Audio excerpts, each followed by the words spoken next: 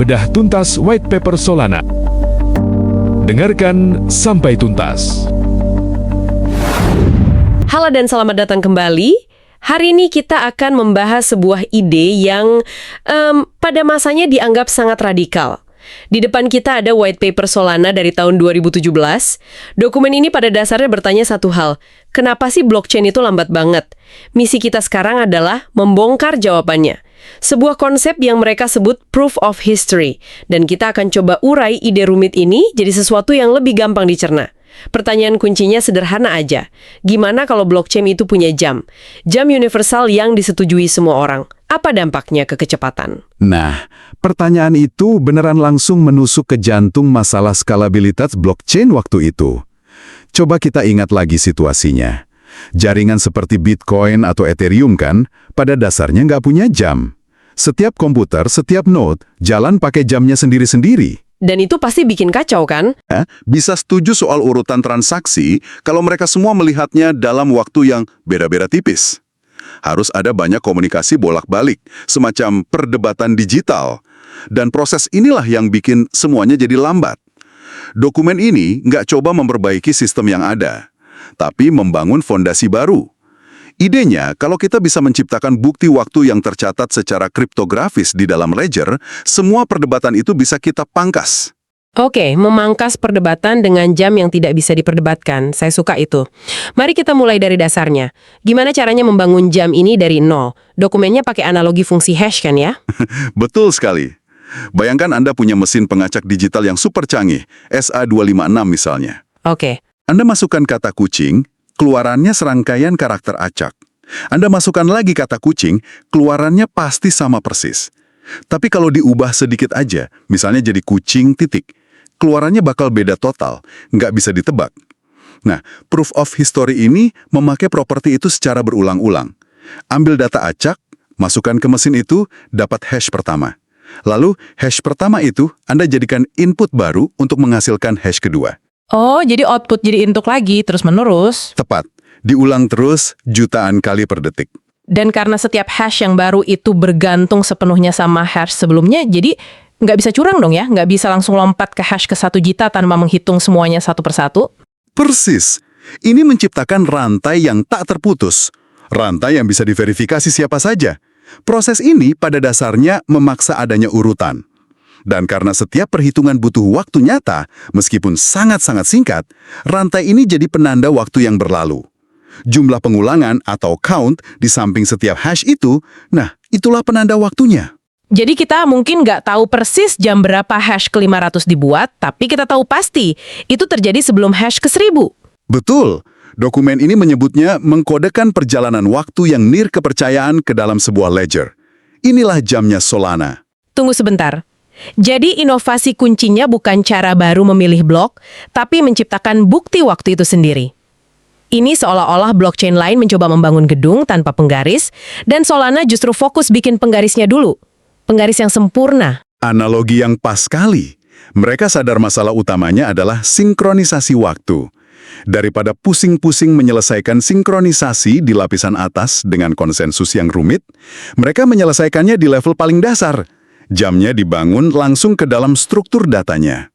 Oke, saya paham soal jamnya. Ini seperti detak metronom yang konstan dan tidak bisa dipalsukan. Tapi jam kan nggak ada gunanya kalau kita nggak bisa mencatat peristiwa di setiap detaknya. Jadi gimana cara kita menyisipkan transaksi ke aliran waktu ini? Nah, disinilah bagian kerennya.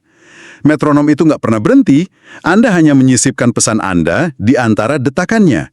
Secara teknis, saat urutan pohal lagi jalan, katakanlah di antara hash ke-335 dan ke-336, Anda campurkan hash dari transaksi Anda ke dalamnya. Jadi input untuk hash ke-336 bukan cuma hash ke-335, tapi gabungan dari hash ke-335 dan hash transaksi saya. Tepat sekali. Wow, jadi ini seperti efek kupu-kupu versi kriptografi. Satu transaksi kecil yang disisipkan mengubah seluruh masa depan ledger secara permanen. Persis. Bayangkan rantai hash itu untaian DNA. Saat Anda sisipkan gen baru, yaitu transaksi Anda, seluruh struktur DNA setelah titik itu berubah total. Ini bukti kriptografis yang tak terbantahkan bahwa transaksi Anda terjadi sebelum hash ke-336. Dan setelah hash ke-355. Betul. Anda baru saja memberi stempel waktu yang presisi tanpa perlu izin siapa-siapa. Hasilnya, satu ledger tunggal. Satu kronik sejarah yang bisa diverifikasi semua orang. Oke, konsepnya luar biasa, tapi gimana ini bekerja dalam jaringan nyata dengan ribuan komputer? Pasti ada yang bertugas menjalankan metronom ini, kan? Benar. Dan disinilah arsitektur jaringannya berperan. Ada dua peran utama. Pertama, ada satu node yang dipilih secara periodik untuk jadi leader. Tugas leader ini berat. Dia mendengarkan transaksi, mengurutkannya, dan secara aktif menghasilkan aliran proof of history dengan menyisipkan transaksi-transaksi itu. Tunggu dulu, ini kedengarannya sangat terpusat. Kalau cuma satu leader yang menentukan urutan, apa itu bukan titik kegagalan tunggal? Gimana kalau leadernya mati? Atau lebih parah, jadi jahat dan mulai menyensor transaksi saya? Pertanyaan yang sangat krusial, dan Solana mengatasinya dengan beberapa cara. Pertama, peran leader ini nggak permanen. Dia berotasi di antara sekelompok node lain yang disebut verifiers. Kedua, dan ini yang paling penting, leader itu nggak punya kekuasaan mutlak. Oh, oke. Dia bisa mengusulkan sejarah, tapi nggak bisa menjadikannya kenyataan sendirian. Disinilah peran kedua masuk, para verifiers, si pemeriksa fakta. Tepat. Tugas mereka mengawasi leader. Mereka terima urutan yang diusulkan leader, lalu dengan cepat memverifikasi setiap langkahnya. Mereka tidak menulis sejarah, tapi mereka yang meratifikasinya. Jadi leader tuh seperti Perdana Menteri yang mengusulkan undang-undang, dan verifiers adalah parlemen yang harus voting setuju atau tidak. Analogi yang bagus. Dan suara mereka itu didasarkan pada proof of stake. Verifiers harus mempertaruhkan sejumlah besar koin mereka sendiri untuk bisa berpartisipasi. Kalau mereka setuju dengan sejarah yang valid, mereka dapat imbalan. Kalau setuju dengan sejarah yang curang, mereka dihukum. Koin taruhan mereka dipotong. Jadi insentifnya diselaraskan. Oke, ini dia. Karena Paul sudah menyediakan urutan yang tidak terbantahkan, para verifier tidak perlu lagi berdebat soal apa yang terjadi lebih dulu. Mereka bisa langsung ambil potongan-potongan sejarah itu dan memeriksanya secara bersamaan. Inikah rahasia di balik klaim kecepatannya yang gila-gilaan itu? Itu inti dari terobosan kinerjanya. Proses pembuatan sejarah oleh leader itu emang harus berurukan, satu persatu. Tapi verifikasinya nggak harus. Betul. Proses verifikasi oleh ribuan verifier lainnya bisa dilakukan secara paralel. Bayangkan leader membangun dinding bata, satu persatu. Butuh waktu. Tapi begitu dindingnya jadi, ribuan inspektor atau verifiers ini bisa membagi dinding itu jadi ribuan bagian kecil dan memeriksa bagiannya sendiri-sendiri secara bersamaan. Dan ini bisa dilakukan dengan cepat pakai GPU modern yang punya ribuan inti pemrosesan. Tepat. Seorang verifier bisa memvalidasi sejarah yang sangat panjang dalam sekejap mata. Cerdas. Tapi ini memunculkan pertanyaan keamanan lain. Gimana kalau leader yang licik mencoba melakukan penipuan ganda, dia bikin dua sejarah berbeda diam-diam? Di sejarah A dia bayar Anda, di sejarah B dia pakai uang yang sama untuk bayar saya, terus dia tunjukkan sejarah A ke Anda, dan sejarah B ke saya? Ini serangan fork atau double spend namanya. Dan mereka punya solusi yang sangat elegan untuk ini. Caranya adalah dengan melibatkan Anda sebagai pengguna dalam proses pengamanan. Melibatkan saya, gimana caranya? Saat Anda kirim transaksi, Anda tidak hanya kirim detail dari siapa ke siapa berapa banyak. Anda juga menyertakan satu data kecil tambahan, hash terakhir dari urutan POH yang Anda lihat dan yakini benar. Jadi transaksi saya itu seperti terikat pada titik spesifik dalam sejarah itu. Seperti saya menulis di cek. Cek ini hanya berlaku jika dicairkan setelah berita utama koran pagi ini. Transaksi saya nggak bisa dipindah ke sejarah palsu lain. Tepat. Anda mengunci transaksi Anda ke satu versi realitas. Kalau leader mencoba menempatkan transaksi Anda di sejarah lain yang tidak punya hash referensi itu, transaksinya otomatis tidak valid. Oke, kita punya jamnya, POH, kita punya parlemennya, verifiers dengan proof of stake. Sekarang gimana cara menjaga parlemen itu tetap jujur? Pasti ada masalah klasik di sini.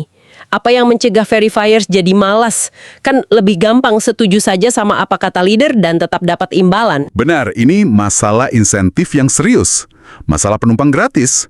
Dan Solana punya mekanisme yang sedikit sadis, tapi sangat efektif untuk mengatasinya. Idenya adalah leader itu dirancang untuk secara sengaja dan acak menyisipkan jebakan ke dalam aliran sejarah yang mereka buat. Jebakan. Ya, kadang-kadang tanpa peringatan, leader akan menghasilkan hash yang secara matematis tidak valid. Sebuah ujian mendadak. Persis. Seperti ujian mendadak biar nggak ada yang tidur di kelas. Setiap verifier yang malas, yang hanya menyetujui secara buta tanpa benar-benar memeriksa perhitungannya, akan memberikan suara untuk hash yang tidak valid ini. Dan saat mereka melakukannya, Bam! Jaringan akan otomatis menghukum mereka lewat proses yang disebut slashing. Mereka akan kehilangan sebagian besar koin yang mereka pertaruhkan. itu brutal tapi masuk akal. Ancaman kehilangan uang itu motivator yang kuat. Ini memaksa setiap verifier untuk selalu waspada karena mereka nggak pernah tahu kapan jebakan berikutnya muncul. Tepat sekali. Dan kalau Anda gabungkan semua ini, jampoh yang super cepat, pembagian kerja leader dan verifier, verifikasi paralel di GPU, jangkar keamanan di transaksi, dan mekanisme slashing yang kejam itu, Anda mendapatkan resep untuk kinerja yang luar biasa. Inilah yang mengarah ke klaim utama di abstrak white paper ini. Throughput teoretis sampai 710.000 transaksi per detik di jaringan 1 gigabit. Angka yang sama sekali nggak pernah terdengar di dunia blockchain waktu itu. Jadi setelah kita bedah semuanya, apa inti besarnya? Secara fundamental, white paper Solana ini berargumen bahwa dengan memecahkan masalah waktu di tingkat paling dasar, Anda menyederhanakan segalanya. Proof of history itu bukan mekanisme konsensus itu sendiri, tapi sumber kebenaran kronologis yang membuat konsensus jadi sangat-sangat efisien. Ini benar-benar sebuah pergeseran paradigma. Industri saat itu kan terobsesi dengan pertanyaan, gimana caranya bikin ribuan orang setuju soal urutan sesuatu? Solana mengubah pertanyaannya, jadi gimana kalau urutannya sudah jelas dan terbukti sejak awal? Beralih dari mari kita bekerja keras untuk setuju soal urutan, menjadi ini urutannya, sekarang ayo verifikasi isinya dengan cepat. Betul. Waktu berhenti menjadi sesuatu yang dinegosiasikan. Ia menjadi komponen inti dari arsitektur itu sendiri. Benar, ini seperti beralih dari komite yang berdebat tanpa henti tentang urutan peristiwa, menjadi punya satu rekaman video definisi tinggi yang tidak bisa dipalsukan. Perdebatannya selesai, Anda tinggal menonton rekamannya. Sebagai penutup, ada satu pemikiran yang ingin saya tinggalkan untuk Anda renungkan. Dokumen ini diakhiri dengan bagian tentang smart contracts berkinerja tinggi yang menyebut pemanfaatan bytecode eBPF dan kemampuan pemrosesan paralel GPU. Kita sudah panjang lebar membahas bagaimana arsitektur ini mengubah cara transaksi diproses. Sekarang, coba bayangkan implikasinya bagi jenis aplikasi yang bisa dibangun di atasnya. Jika Anda tidak hanya bisa memproses pembayaran, tapi juga menjalankan program yang sangat rumit, mengeksekusi ribuan operasi secara bersamaan sebagai bagian dari satu smart contract, jenis aplikasi terdesentralisasi apa yang tiba-tiba menjadi mungkin? Aplikasi yang sebelumnya kita anggap mustahil karena terlalu lambat atau mahal, seperti bursa saham terdesentralisasi dengan kecepatan Nasdaq, atau video game on-chain yang kompleks tanpa lag. Sekarang, dengan fondasi jam ini, tiba-tiba masuk ke dalam ranah kemungkinan. Sampai jumpa di podcast berikutnya.